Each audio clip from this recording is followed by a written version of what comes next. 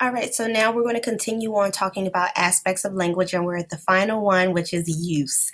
Okay, so we've talked about content, form, and use. Let me just quickly go back so that we can review. We were here, content, form, and use. So, and this is from Bloom and Leahy's Taxonomy of Classification of Language, adopted from Leahy in 1998 from Language Disorders and Language Development text from Macmillan, in case you were interested.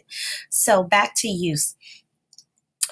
When we think about use and we think about pragmatics, it's important to understand that prior to this point, all of the components of language that we were discussing were to a certain degree producible, measurable, observable. Not to say that pragmatics isn't those things, but it's different. So the semantics, the words, right? That's a piece of language that you can tangibly pull out and say, oh yeah, I understand words, okay? And then phonology, sounds, okay, I get it. Right? Sounds. I get that. Okay, now we've got morphemes. Okay, morphemes can be sounds or can be combinations of sounds, but the point is that they are meaningful. And then we've got syntax, the order in which we present our words, right? And how we organize them and perhaps even change features of words depending on where they're placed in a sentence or in several sentences. But then we get use.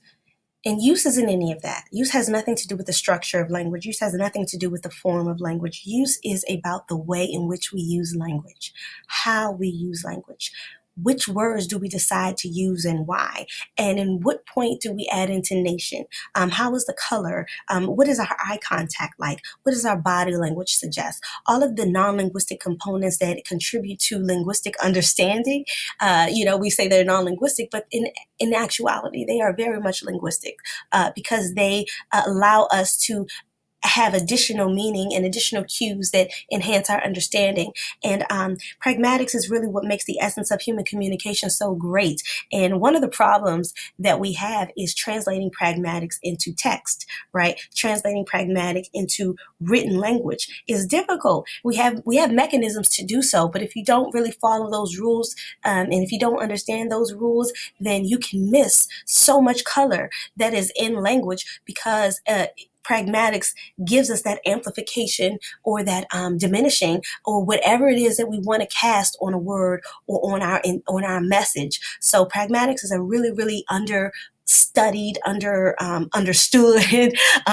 component of language that I feel like many speech language pathologists, as we begin to understand language and evolve in our ability to utilize language, to assess language, to monitor language skills over time, to remediate language, to teach language, whether through spoken or written form or even sign form.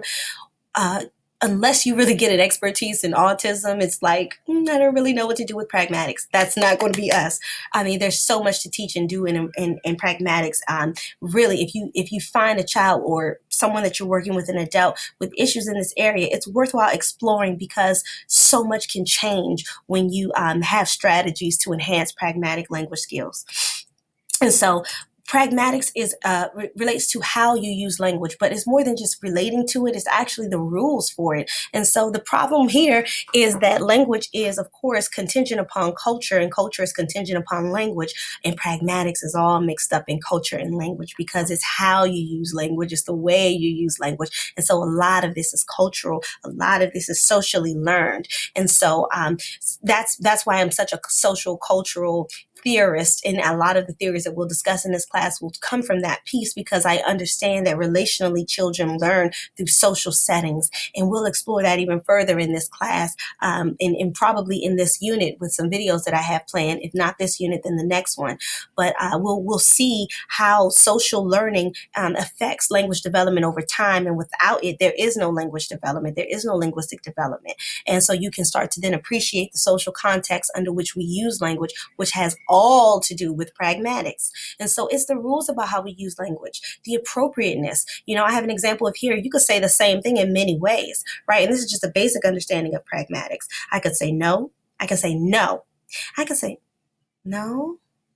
All of those are the same word, but my intonation and my suprasegmentals allow you to understand as a listener, as a viewer, as a reader, that I am making a statement, that I am making an excited statement, or that I'm asking a question, all with using the same speech sounds, the same morpheme, the same word. Okay, so let's look at this pragmatic development chart. Now this chart, let's see. So this is from Western Washington University, Kimberly Peters, and it's a hierarchy of social pragmatic skills that's related to the development of executive function. I actually love some of these charts that they have on executive functioning. But right now we're talking about pragmatics, which does tie into executive functioning skills greatly. So if we look at age 0 to 3 months, there are pragmatic skills. This is why I work with babies. Oftentimes people think that speech language pathologists only work with babies in the NICU. That is not true. If you can catch something early, you can actually start to intervene at that point. Oftentimes we don't want to call it a diagnosis. They're just too young. But if the child does present with some developmental milestones or was born or with a globally delay, like maybe a premature child, then we already can start providing intervention in a lot of areas where we can anticipate that they may have challenges so that we can prevent them, because we know early intervention does work when done right. So with the age 0 to 3 months, we're at the elocutionary stage, right? Where the caregiver attributes the intent to the child's actions. So, we're saying, oh, he must be happy because he's smiling, or he must be sad because he's crying, right? We're attributing the child's intentions to his or her actions. And so the child starts to then learn. I mean, some of these things are natural and innate, but the child starts to then develop a system of communication with us through his or her actions. And so the child knows that, they might coo when you face them, and right, and when you come back and you look at them, they coo again, and now you're starting some back and forth reciprocal communication going on with that child, where they're understanding, oh, when you say something, I say something, and we can make this funny, and we can make this a joke. We can do this with 1 month. They just born babies, newborns do this. Vocal turn taking. I love doing vocal turn taking with babies. You'd be amazed. If you know a baby, just try it. There are pragmatic skills that infants have. And we can go down this whole hierarchy, which we're not going to do right now, but over time we will. And you can see that there are stages from 3 to 6 months. You're laughing while socializing. 6 to 9 months, you're calling to get attention. You're demonstrating attachment. You know who your family is. You can even play peekaboo. 9 to 12 months, you should be able to get attention. You should still have attachment issues, still do the peekaboo. By 9 to 12 months, you start directing others. You start participating in verbal routines. You start repeating actions that are laughed at. You try to restart play. By 12 to 18 months, you're imitating routines. If you see a 1-year-old, especially if they come into my office, and I can show you really quickly in case you haven't been in my office, what do I have? A kitchen set, right? Because I allow my children or children who come visit me to be able to imitate. Can you do what mommy does in the kitchen or daddy does in the kitchen? Because boys can play with kitchen sets too. Can you practice this? Can you try this?